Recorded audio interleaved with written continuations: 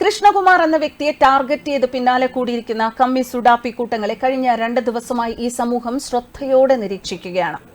ക്ഷമയോടെ വീക്ഷിക്കുകയായിരുന്നു ഏതറ്റം വരെ പോകുമെന്ന്.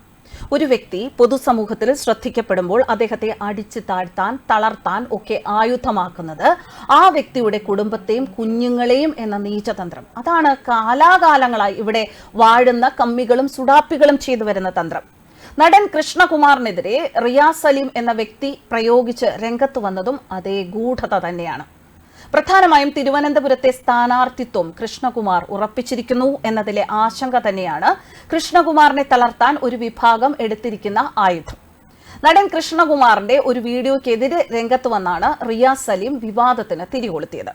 നടൻ അപ്പ ഹാജിയുടെ മകളുടെ കല്യാണത്തിന് കൊച്ചിയിൽ പോയപ്പോൾ അവിടെ താമസിച്ച ഹോട്ടലിൽ വെച്ച് പതിവ് പോലെ സിന്ധു കൃഷ്ണ ചെയ്ത ഒരു വീഡിയോ, അതിൽ പഴങ്കഞ്ഞി വിഷയമായി വളരെ നിഷ്കളങ്കമായി കുട്ടിക്കാലത്ത് 10 വയസ്സിനകത്ത് പ്രായമുള്ളപ്പോൾ ഉണ്ടായ ഒരു അനുഭവം കൃഷ്ണകുമാർ പങ്കുവച്ചതാണ് കൃഷ്ണകുമാറിനെതിരെ വിരുദ്ധത പ്രയോഗിക്കാൻ ഈ വിഭാഗം ആയുധമാക്കിയത്. അദ്ദേഹം ഇങ്ങനെയാണ് അതിൽ പറയുന്നത്. ആ വാക്കുകളിൽ ആരെയും വേദനിപ്പിക്കുന്ന ഒന്നുമില്ല. കുട്ടിക്കാലത്ത് പതിവായി കണ്ടിരുന്ന ഒരു കാഴ്ച പഴങ്കഞ്ഞിയുമായി കണക്ട് ചെയ്തു. എറണാകുളത്ത് താമസിക്കുന്ന സമയം വീട്ടിലെ പറമ്പിൽ പണിക്ക് വരുന്നവർ രാവിലെ ഒരു കട്ടൻ കാപ്പി കുടിച്ച് പണി തുടങ്ങും. പിന്നെ നല്ലതുപോലെ പണിയെടുത്ത് വിശന്നു വരുമ്പോൾ അവർക്ക് കഴിക്കാനായി അമ്മ പഴങ്കഞ്ഞി കരുതിയിട്ടുണ്ടാവും. ഒരു 10-11 മണിയാകുമ്പോൾ പറമ്പിലെ ഒരു ഭാഗത്തൊരു ചെറിയ കുഴിയെടുത്ത് അതിൽ വട്ടയിലിട്ട് കമിഴ്ത്തി ചോറും കറികളും എല്ലാം അതിലേക്ക് തന്നെ ഒഴിച്ച് അതിങ്ങനെ ഞെരടി കഴിച്ച് പ്ലാവില കോണുപോലെയാക്കി കോരി കഴിക്കും. ജോലിയെടുത്ത് വിയർത്ത് ആ ക്ഷീണത്തിൽ വന്നിരുന്ന് പറമ്പിലെ പണിക്കാർ അതങ്ങനെ ആസ്വദിച്ച് കഴിക്കുന്നത് കാണുമ്പോൾ വീട്ടിൽ എന്ത് തന്നെ ഭക്ഷണമുണ്ട് എങ്കിലും നമുക്കും പഴങ്കഞ്ഞി കഴിക്കാൻ കൊതിയാകും. ഇതിൽ അദ്ദേഹം ജന്മിത്തം പറഞ്ഞത് എവിടെയാണ്? ഒരു ഫുഡ് വ്ലോഗിലൊക്കെ പലരും പരിചയപ്പെടുത്തുന്ന ഒരു പഴയ രീതി, ഒരു ട്രഡീഷണൽ രീതി, അതിനെയാണ് അദ്ദേഹം അവിടെ വെളിപ്പെടുത്തിയത്. ജാതി പറഞ്ഞ് ജന്മിത്തരം കാണിക്കുന്നു എന്നൊക്കെ വളച്ചൊടിച്ച് അദ്ദേഹത്തിനോട് പൊതുജന വിരോധം കൂട്ടാനുള്ള ശ്രമം നടത്തുകയായിരുന്നു ഇവിടെ കമ്മി സുഡാപ്പികൾ. ഇവിടെ പലരും മനസ്സിലാക്കേണ്ട, പലർക്കും അറിയാത്ത ഒരു കാര്യം കൂടി പറയാം. അദ്ദേഹത്തിന്റെ ഭാര്യ സിന്ധു കൃഷ്ണകുമാർ ഒരു ഈഴവ ജാതിയിൽ ജനിച്ചു വളർന്ന വ്യക്തിയാണ്.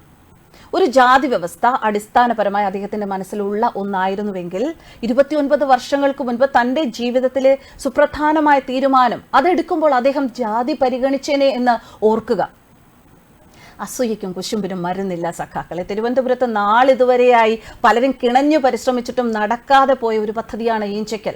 അത് യാഥാർത്ഥ്യമാകാൻ ഒരുങ്ങുകയാണ്. അതിൽ പൂർണ്ണമായും കൃഷ്ണകുമാർ എന്ന വ്യക്തിയുടെ ഇടപെടൽ തന്നെയാണ്. ഇതൊക്കെ സഹിക്കാതെ വരുമ്പോൾ വീട്ടിലിരിക്കുന്ന സ്ത്രീകളെ, പെൺമക്കളെ ഒക്കെ പറഞ്ഞ് ഒരു മനുഷ്യനെ തളർത്തുക, ഒരു ചീപ്പ് ടൂൾ കിറ്റ്, അത് തന്നെയാണ് ഇവിടെയും പ്രയോഗിക്കപ്പെട്ടത് എന്നത് ഈ പൊതുസമൂഹത്തിന് മനസ്സിലാകും. അത് തന്നെയാണ് ഈ സമൂഹം വിലയിരുത്തുന്നത് കൃഷ്ണകുമാറിന്റെ വിഷയത്തിൽ. ഏറ്റവും കൂടുതൽ ടാർഗറ്റ് ചെയ്യപ്പെടുന്നത് കൃഷ്ണകുമാറിന്റെ ഇളയ മകൾ ഹൻസിയയാണ്. മുമ്പൊരു പിറന്നാൾ വീഡിയോയിൽ കൂടി അച്ഛനെയും മകളെയും വേട്ടയാടിയ സൈബർ മീഡിയ കമന്റ്, അത് സംസ്കാരം ഉള്ളിൽ ഒരല്പമെങ്കിലും ഉള്ളവർക്കാർക്കും ദഹിക്കില്ല. അന്ന് അതിന് മറുപടിയായി സിന്ധു കൃഷ്ണകുമാർ രംഗത്ത് വന്നിരുന്നു. കഴിഞ്ഞ ദിവസം റിയാസ് സലീം വീണ്ടും ഹൻസികയ്ക്കെതിരെ രംഗത്തെത്തി. ഹൻസികയും സുഹൃത്തുക്കളും ഹോമോഫോബിക്കായി വീഡിയോയിൽ സംസാരിക്കുന്നു എന്ന നിലയിലാണ് റിയാസ് സലീം പ്രതികരിച്ചത്. ഇങ്ങനെയൊക്കെ മറ്റൊരു വ്യക്തിയെക്കുറിച്ച് പറയാൻ ഇവരൊക്കെ ആരാണ്? ഇത്തരത്തിൽ ഹോമോഫോബിക്കായി സംസാരിക്കുക എന്നത് സോഷ്യൽ മീഡിയയിൽ സ്റ്റാറ്റസ് ഉയർത്താൻ സഹായിക്കുമെന്ന് ഇപ്പോഴത്തെ കുട്ടികൾ തെറ്റിദ്ധരിക്കുന്നു എന്നാണ് റിയാസ് സലീം സ്റ്റോറിയിൽ പങ്കിട്ട വരികളിൽ പറയുന്നത്. എന്നാൽ ഹൻസിക വീഡിയോയിൽ പറഞ്ഞത് റിയാസ് തെറ്റിദ്ധരിക്കുകയായിരുന്നു. ഇത് തിരിച്ചറിഞ്ഞതോടെ ആ സ്റ്റോറി റിയാസ് ഡിലീറ്റ് ചെയ്തു. ഇത്തരം ചീപ്പ് പബ്ലിസിറ്റിക്ക് വേണ്ടി ഒരു മനുഷ്യനെയും കുടുംബത്തെയും അവിടുത്തെ കുഞ്ഞുങ്ങളെയും ഒക്കെ, അത് പെൺകുഞ്ഞുങ്ങളെയൊക്കെ വേട്ടയാടുക എന്ന് പറയുന്നത് എന്ത് രാഷ്ട്രീയത്തിന്റെ പേരിലാണ് എങ്കിലും അവിടെ വെളിപ്പെടുന്നത് സ്വന്തം സംസ്കാരമാണ്. കൃഷ്ണകുമാർ തന്റെ കുടുംബത്തെ എപ്പോഴും ചേർത്ത് പിടിക്കുന്ന, സ്നേഹിക്കുന്ന ഒരാളാണ്. 5 സ്ത്രീകളെയും രത്നങ്ങൾ പോലെയാണ് അദ്ദേഹം പരിഗണിക്കുന്നത്. അവർക്ക് വിഷമിച്ചാൽ അദ്ദേഹത്തെ തളർത്താൻ എളുപ്പമാണ് എന്ന സത്യം മനസ്സിലാക്കി കളിക്കുന്നവർ അദ്ദേഹത്തോട് ഒന്നുകൂടി ചെയ്തിട്ടുണ്ട്. തിരുവനന്തപുരത്തെ സ്ഥാനാർത്ഥിത്വം അദ്ദേഹം ഉറപ്പിക്കുമ്പോൾ തിരുവനന്തപുരത്തെ ക്രിസ്ത്യൻ സമുദായത്തെ അദ്ദേഹത്തിന് എതിരെയാക്കുന്നു. ഗവർണർക്ക് നേരെ നടന്ന സംഭവങ്ങളിൽ ഒരു പൗരൻ എന്ന നിലയിൽ കൃഷ്ണകുമാർ പ്രതികരിച്ചപ്പോൾ അതും കൃഷ്ണകുമാറിനെതിരെ നെഗറ്റിവിറ്റി പ്രചരിപ്പിക്കാൻ ആയുധമാക്കുന്നു. ഒരു നല്ല പൗരന് പാർട്ടിയിൽ നിന്നും കിട്ടുന്ന അംഗീകാരങ്ങൾ, അതാണ് അദ്ദേഹത്തിന് ലഭിക്കുന്ന ഈ പരിഗണനകൾ. അതുകണ്ട് സഹിക്കവയ്യാതെ എത്ര മോശമായാണ് വീട്ടിലിരിക്കുന്ന സ്ത്രീകളെയും കുഞ്ഞുങ്ങളെയും വളരെ മോശമായി ചിത്രീകരിച്ച് അദ്ദേഹത്തെയും കുടുംബത്തെയും ഇരയാക്കുന്നത്. ഒരുപക്ഷെ രാഷ്ട്രീയ പ്രവർത്തനങ്ങളിൽ കൃഷ്ണകുമാർ ഇറങ്ങിയതിനു ശേഷമായിരിക്കും ഇത്തരത്തിൽ അദ്ദേഹത്തിന്റെ കുടുംബത്തിന് നേരെ ഇങ്ങനെയുള്ള വേട്ടയാടൽ നടക്കുന്നത് എന്നും പൊതുസമൂഹം വിലയിരുത്തുകയാണ്. വളരെ മോശമാണ്. പെൺകുഞ്ഞുങ്ങൾ എല്ലാവർക്കും ഉണ്ട്. അത് മറന്നാണ് അദ്ദേഹത്തെ വിമർശിക്കുന്നവർ കൃഷ്ണകുമാറിന്റെ പെൺകുഞ്ഞുങ്ങളെ വേട്ടയാടുന്നത്. ഈ പരാമർശങ്ങൾ കൊടുമ്പിരിക്കൊള്ളുമ്പോൾ കൃഷ്ണകുമാർ എവിടെ? അദ്ദേഹം മൗനത്തിലാണ്. കാരണം സൈലൻസ് പലപ്പോഴും അദ്ദേഹത്തിന്റെ ഏറ്റവും വലിയ ആയുധം അത് തന്നെയാണ്. കാരണം ഇതൊക്കെ ആരോപണങ്ങളാണ്. അതിനധികം ആയുസില്ല. പറയുന്നവന്റെ നാവ് കഴിക്കുമ്പോൾ തന്നെ നിർത്തുന്ന പഴങ്കഞ്ഞി വാചകങ്ങൾ. കാണികൾ തുടർന്നോട്ടെ.